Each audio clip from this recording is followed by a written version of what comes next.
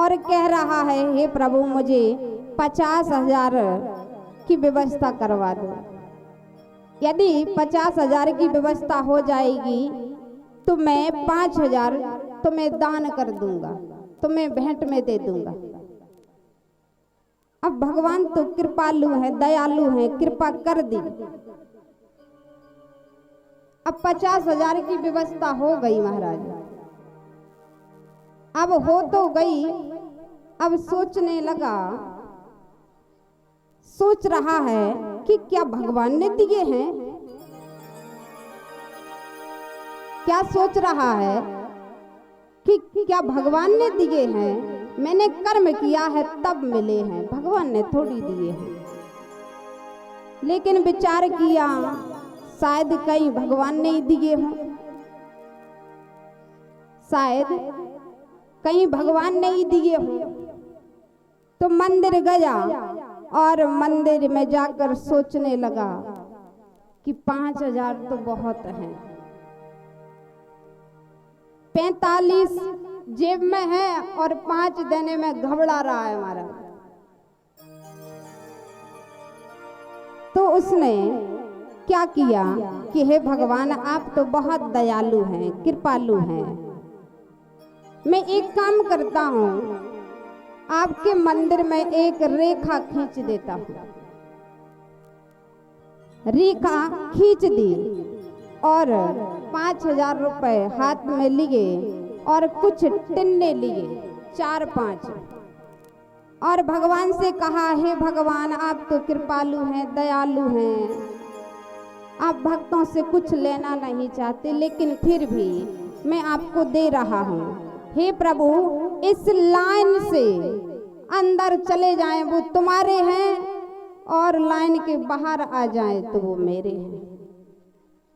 5,000 फेंके भी तो लाइन बनाकर भगवान से कहा लाइन के अंदर आ जाएं तो आपके हैं, और लाइन के बाहर रहें वो मेरे हैं। अब देखिए कैसा दिमाग है, फेंकना तो उसी के हाथ में है, फेंकना तो उसी के हाथ में है। जोर से फेंकेगा तो वे चले जाएंगे और धीरे से फेंकेगा तो वहीं रह जाएंगे।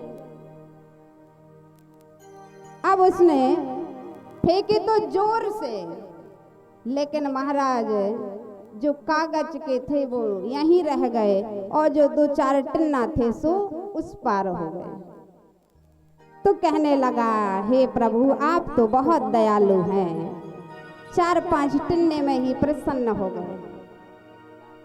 लेकिन इतने में एक और आया, उसका भी यही काम हुआ था पैसों का।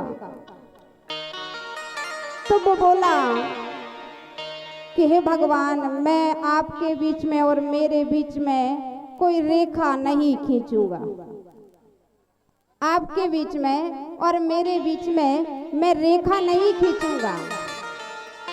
इसलिए हे प्रभु, सब लोग कहते हैं, ग्रंथों में सुना है कि आप ऊपर रहते हैं, ऊपर रहते हैं। हे प्रभु आप ऊपर रहते हैं तो मैं यहां से पैसे फेंक रहा हूं, पैसे फेंक रहा हूं, ऊपर रह जाए वो तुम्हारे और नीचे रह जाए वो हमारे। अब महाराज ऊपर रुकेंगे क्या, चालाकी देखिए। लेकिन यहाँ भगवान कहते हैं कि मेरे यहाँ चालाकी नहीं चलती। कहते हैं मेरे दाता के दरबार में सब लोगों का खाता, सब लोगों का खाने, जीव की चालाकी नहीं चलती। और भक्त के सामने भगवान की कोई चालाकी नहीं चलती, बात बराबर है। अब यहाँ देवताओं को मद हो गया, अभिमान हो गया कि हमने अमृत पान कर लिया। तो प्रहलाद के पुत्र बैरोचन और बैरोचन के पुत्र राजा बलि हुए। और यहाँ सुखदेव जी महाराज लिख रहे हैं कि राजा बलि परम संत हैं। बलि कौन है? परम संत है महाराज। एक दिन राजा बलि अपने गुरुदेव के चरणों में प्रणाम किए। उनके गुरुदेव कौन थे? शुक्राचार्य। शुक्राचार्य जी के चरणों में प्रणाम किया और कहा, गुरुदेव, हम देवताओं से परास्त हो गए हैं, हमें देवताओं ने हरा दिया है।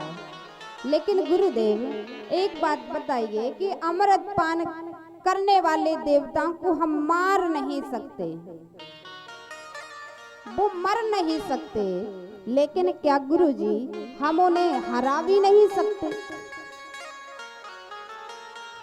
हम उन्हें मार नहीं सकते क्योंकि वो अमर है, लेकिन क्या हम उन्हें परास्त भी नहीं कर सकते?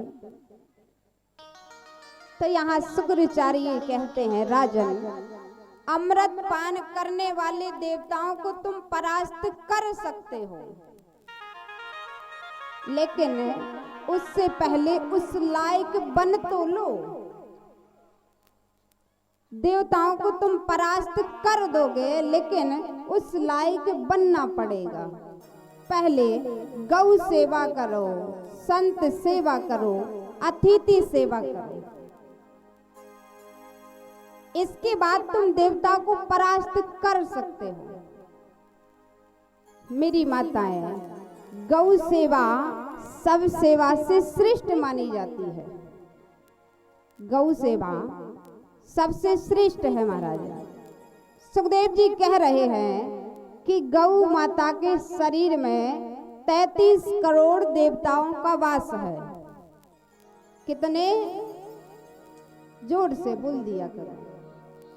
33 करोड़ देवता गौ माता के शरीर में निवास करते हैं।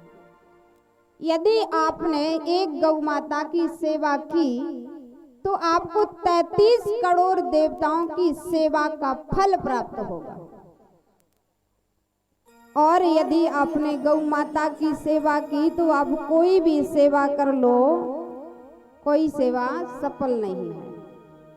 इसलिए मेरी माताएं गौ माता की सेवा जरूर करें। तो यहाँ शुक्राचार्य लिख रहे हैं, शुक्राचार्य कह रहे हैं अपने शिष्य से कि पहले गौ सेवा करो, इसके बाद संत सेवा करो, संतों को भोजन कराओ। और एक बात और है महाराज, संत हर किसी के घर का भोजन भी नहीं करते। ऐसा न समझना कि हम संत को भोजन कराते हैं। संत अपनी इच्छा से भोजन वही करता है जहां भोजन करने लायक होता है, ऐसे हर कहीं नहीं। और यहाँ सुखदेव जी कहते हैं कि जिसके घर संत भोजन कर आए हों तो संत भोजन नहीं, उनके घर के पाप खाकर आए हैं। पाप खाकर आए हैं। तो आप संतों को जब भोजन करवाते हैं तो संत आपके पापों को खाकर आते हैं और तुम्हें बिना पाप रहित कर देते हैं महाराज। इसलिए ज्यादा कहीं संत भोजन नहीं करते हैं, क्योंकि आजकल बहुत पापी होंगे, कहां तक संत उनका पाप खाते रहेंगे। अब यहाँ बलि महाराज ने संतों की सेवा की, अतिथि सेवा की। तीसरी सेवा है अतिथि सेवा। अतिथि सेवा सबको करना चाहिए, मेरी माताएं खास करके। द्वार पर कोई भिखारी आए तो उसे अन्न दें, चाहे कितना भी दो, अपने श्रद्धा के ऊपर दो, लेकिन दो, खाली हाथ मत भगाओ। क्योंकि घर पर आए हुए जो भिखारी है वो एक देवता का रूप है। अतिथि देवो भवो, देवता का रूप है महाराज, इसलिए उसे कुछ ना कुछ दो, उसे निराश करके मत भगाओ। द्वार पर कोई आए तो एक बात का ध्यान जरूर रखना कि कोई भिखारी आए तो उसे झूठा अन्न मत देना कि ये फालतू पड़ा है तो भिखारी के काम आ जाएगा। मेरी माताएं, झूठा अन्न कभी भिखारी को ना दें, स्वच्छ दें, जितना भी दें श्रद्धा से दें। पुण्य की जगह पाप ना कमाएं कि ये फालतू पड़ा है इसके काम आ जाएगा, ये गरीब है। ऐसी चीज दो जो उसके लायक हो। यहाँ राजा बलि संतों की सेवा, गौ की सेवा, अतिथि की सेवा बड़े निष्ठा से कर रहे हैं। कई वर्षों तक उन्होंने ऐसी तपस्या की, ये सेवा की, और एक दिन गुरुजी के चरणों में प्रणाम किया। हे गुरुजी, प्रणाम करता हूं। अब जैसे ही प्रणाम किया तो शुक्राचार्य ने आशीर्वाद दिया कि विजय भवो, विजय भवो। आज तुम जिससे लड़ोगे तुम्हें विजय श्री प्राप्त होगी। तुम किसी से भी लड़ लो। शुक्राचार्य कहते हैं तुम किसी से भी लड़ लो, किसी यानी भगवान से भी लड़ लो तो भगवान भी तुमसे परास्त हो जाएंगे, क्योंकि ये गुरु का आशीर्वाद है महाराज। गुरु जी के आशीर्वाद के बदले में भगवान भी परास्त हो जाते हैं। गुरु का आशीर्वाद इतना बड़ा है, इतना महान है, इतना महत्व है कि भगवान भी परास्त हो जाते हैं। यहाँ राजा बलि को जैसे ही आशीर्वाद मिला कि तुम जिससे लड़ोगे तुम विजय प्राप्त होंगे, तो राजा बलि कहाँ पहुंचा? देवताओं के पास। अब ये लीला भगवान ही करवा रहे हैं। युद्ध करने के लिए राजा बलि गया, और जैसे ही राजा बलि गया तो इंद्र जैसे ही लड़ने आए तो राजा बलि ने सभी को परास्त कर दिया महाराज।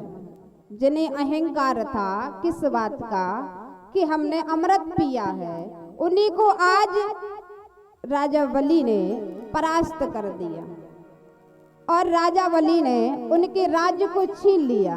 राज्य को ही नहीं, तेरे लोक को छीन लिया, तीनों लोक को छीन लिया। अब यहाँ देवता भागे दौड़े यहाँ वहां भटक रहे हैं। अब देखिए, पुत्र के जीवन में जब संकट आता है महाराज, तो सबसे ज्यादा दुख एक माँ को होता है। सबसे ज्यादा दुख किसको होता है? माँ को। अब देवताओं की माँ का नाम क्या है? इंद्र। महाराज की माता का नाम है अदिति। अब यहाँ देवता मारे मारे घूम रहे हैं, भटक रहे हैं दर दर। राज छीन लिया है राजा बलि ने, तो भाग रहे हैं इधर उधर। अब पुत्र के जीवन में जब संकट आया तो माता अदिति को कष्ट हुआ। तो एक दिन उदास बैठी थी माँ अदिति। माता अदिति उदास थी, उसी समय कश्यप भगवान आए। कश्यप भगवान ने कहा कि हे देवी, आज आप उदास क्यों हो? तो यहाँ अदिति कहती है, हे स्वामी, मेरे दुख का कारण ये है कि मेरे पुत्र आज दर दर घूम रहे हैं। तो यहाँ कश्यप क्या कह रहे हैं अदिति से? मेरी माताएं कृपया शांति बनाए रखें। यहाँ कश्यप भगवान अदिति से कहते हैं अरे देवी, तुम अपने पुत्र के प्रति मोह है, और ये मोह ही तो बंधन का कारण है। महाराज, मोह ही हमें बांधता है और मोह ही हमें बंधन से मुक्त करता है। यदि हमने संसार से अपना तत्व का भाव रखा, मोह किया, तो हम बंधे हुए हैं, और मोह नहीं किया तो हम मुक्त हो गए। तो यहाँ कश्यप कहते हैं, हे देवी, ये मेरा तो ये बंधन का कारण है, रुलाने वाली बात है। हे देवी, तुम तो भगवान का भजन करो। तो यहाँ अदिति कहती हैं, हे स्वामी, आप माँ होते तो जानते कि पुत्र के जीवन में संकट आता है तो माँ को कितना कष्ट होता है। आप तो पिता हो, इसलिए आपको क्या पता कि पुत्र के जीवन में जब संकट आता है तो कितना माँ को दर्द होता है। तो यहाँ कश्यप ऋषि कहते हैं, कश्यप भगवान कहते हैं कि हे देवी, यदि तुम चाहती हो कि हमारे पुत्रों का संकट का निवारण हो, तो अदिति कहती हैं, हे स्वामी, आप बताइए कि मैं क्या करूं जिससे मेरे पुत्रों का संकट टल जाए। तो यहाँ अदिति चाहती है कि उनके घर स्वयं साक्षात नारायण भगवान बालक का रूप लेकर आए, पुत्र बनकर आए। तो कश्यप भगवान कहते हैं, हे देवी, तुम्हें मैं एक व्रत बताता हूं, एक व्रत बताता हूं जो प्रदीपाद से लेकर त्रयोदशी तक व्रत होता है।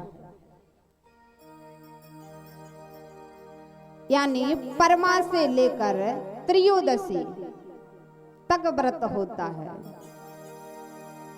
जिसमें झूठ नहीं बोला जाता है, कपट नहीं करा जाता है, और महाराज किसी की चुगली नहीं करी जाती है, किसी की निंदा नहीं की जाती है, और प्रदीपाद से लेकर त्रयोदशी तक निर्जला रहना पड़ता है। अब यहाँ अदिति माता ने ऐसा ही व्रत किया। अब यहाँ माता अदिति कठोर तप कर रही है, और वहां देवता भागे दौड़े प्रभु के पास पहुंचे। हे प्रभु, हमें बचाइए, राजा बलि ने हमारा सब कुछ छीन लिया। यहाँ भगवान कहते हैं, मैं तुम्हारी कोई सहायता नहीं कर सकता। क्यों? क्योंकि यदि मैं उस राजा बलि से लड़ने के लिए जाऊंगा तो मैं भी परास्त हो जाऊंगा। यदि मैं भी उससे लड़ने के लिए जाऊंगा तो मैं भी परास्त हो जाऊंगा, क्योंकि उसे गुरु का आशीर्वाद है। मैं भगवान होकर भी उससे लड़ नहीं सकता, क्योंकि उसे गुरु का आशीर्वाद है। तो देवता हाथ जोड़कर कहते हैं, हे प्रभु, तो आप कुछ ऐसा करिए जिससे वो हमारा राज हमें वापस दे दे। तो भगवान कहते हैं, चिंता ना करो, मैं कुछ व्यवस्था करूंगा। यहाँ माता अदिति ने कठोर तप किया तो भगवान प्रकट हो गए। बोले, देवी क्या चाहती हो? अदिति ने कहा, प्रभु मैं और कुछ नहीं चाहती, मैं चाहती हूँ कि आप मेरे यहाँ बालक बनकर आए, पुत्र बनकर आए। तो यहाँ भगवान कहते हैं, ठीक है, मैं तुम्हारे यहाँ बालक बनकर आऊंगा। तो यहाँ माता अदिति के यहाँ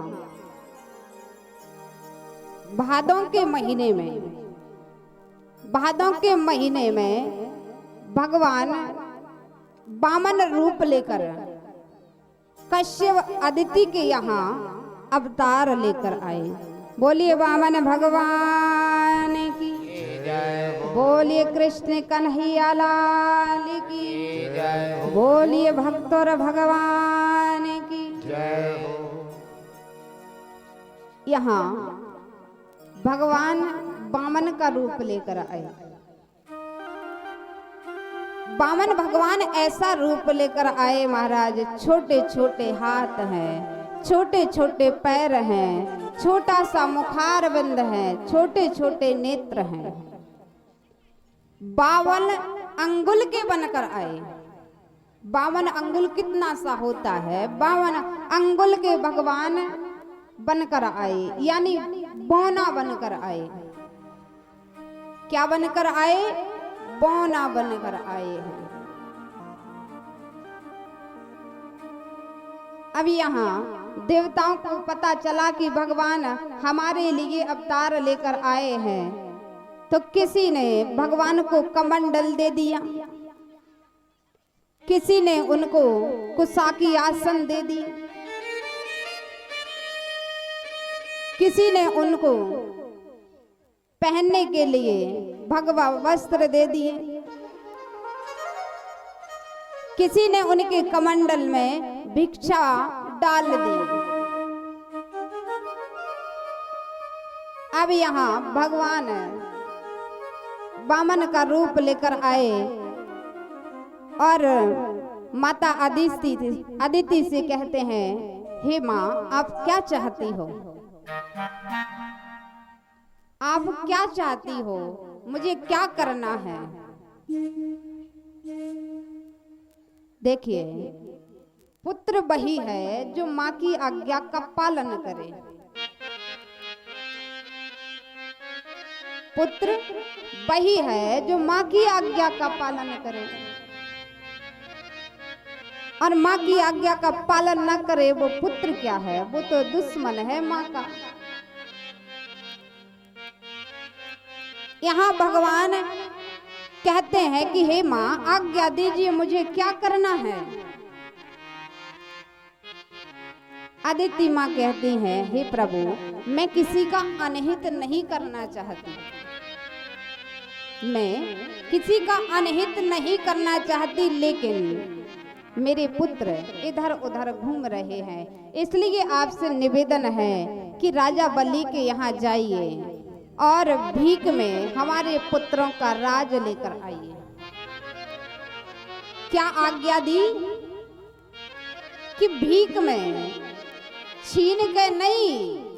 माँ चाहती तो माँ आशीर्वाद दे देती कि तुम विजय भवे लड़कर जीत कर लाओ, और यहाँ माँ का आशीर्वाद है पुत्र के लिए, जीत कर ले आते।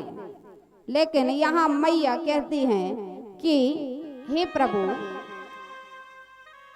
आप जाइए और मेरे पुत्रों का राज भीख में लेकर आइए, भिक्षा में लेकर आइए। ठीक है, भगवान निकले। भगवान पहुंचे कहाँ? जहां राजा बलि यज्ञ कर रहे थे। अब यहाँ राजा बलि यज्ञ कर रहे हैं, क्यों? क्योंकि संतों की सेवा से, गौ की सेवा से, अतिथि की सेवा से ही उन्हें ये सब मिला है। तो यज्ञ चल रहा था, भगवान द्वार पर पहुंचे। द्वार पर पहुंचे तो सामने से आते हुए एक ब्राह्मण को राजा बलि ने देखा, तो देखते ही प्रणाम किया। देखिए, जिसे हम कभी जानते नहीं हैं, जिसके बारे में कभी हमने सुना नहीं है, वो यदि हमारे सन्मुख आए और उसे देखकर हम प्रणाम करें, तो समझ लीजिए सामने वाले में कोई वंदनीय शक्ति है, कोई वंदनीय शक्ति है, इसलिए हम प्रणाम कर रहे हैं। अब यहाँ राजा बलि भगवान को देखकर बामन का रूप लेकर पहुंचे हैं। बामन को देखकर राजा बलि खड़ा हो गया, महाराज प्रणाम किया। राजा बलि ने इशारे से अपने गुरुजी से कहा, जो आचार्य बने थे शुक्राचार्य, कहा गुरुदेव आज तो मुझे ऐसा लगता है कि मेरे यज्ञ में साक्षात सूर्य भगवान पधारे हैं। मेरे यज्ञ में साक्षात सूर्य भगवान पधारे हैं। तो यहाँ शुक्राचार्य जी कहते हैं, अरे राजन, सूर्य नहीं तो चंद्रमा तो जरूर होंगे। शुक्राचार्य सब जानते थे कि ये कौन है।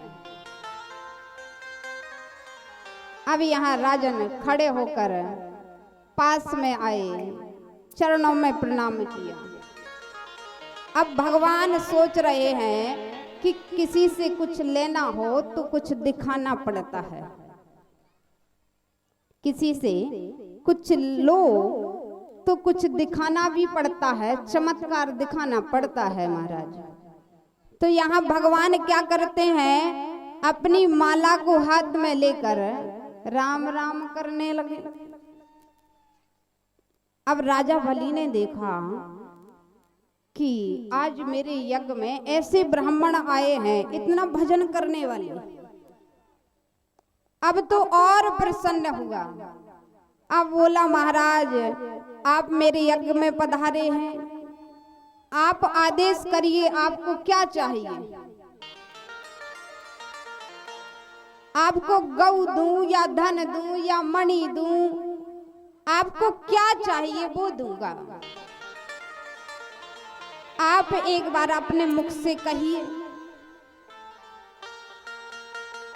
जब बार बार हाथ जोड़कर राजा बलि कहता है कि आप मांगिए, आप मांगिए, क्या चाहिए, क्या चाहिए, तो भगवान ने जल्दी जल्दी माला पूरी की और बोले, ओहो राजन, आपका नाम बलि है क्या? भगवान तो सब जानते हैं, लेकिन कहते हैं, हे राजन, आपको ही राजा बलि कहते हैं। बलि ने कहा, जी महाराज, हम ही बलि हैं। तो यहाँ बामन भगवान कहते हैं, आप कहते हैं कि हम तुम्हें दान देंगे, जो मांगोगे देंगे, लेकिन राजन कोई आश्चर्य की बात नहीं है। आपके परबाबा जिनका नाम था हिरण्यकश्यप, वो बहुत बड़े दानी थे, बहुत बड़े दानी थे। राक्षसी वृत्ति के भले ही थे, लेकिन बहुत बड़े दानी थे। लेकिन उनके बाद उनके पुत्र प्रहलाद हुए, वो भी बहुत दानी थे। तुम्हारे पिताजी जिनका नाम बैरोचन था, वो भी बहुत दानी थे। और यदि आप दान करने की बात करते हो तो कोई बड़ी बात नहीं है।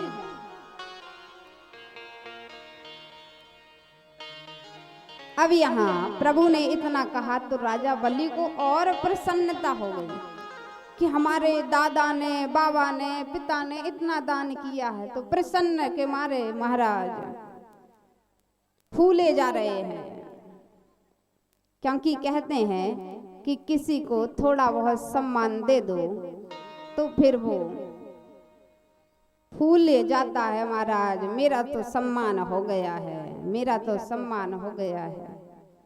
अब यहाँ राजा बलि को पता चला कि मेरे बाबा, मेरे दादा, मेरे पिताजी दान करते थे, तो बड़ा प्रसन्न हुआ और बोला, हे महाराज, आप कुछ मांगिए, आप मेरे यज्ञ में आए हैं। लेकिन प्रभु कहते हैं, नहीं, हम आपसे कुछ नहीं ले सकते। रचाई सृष्टि को जिस प्रभु ने, वही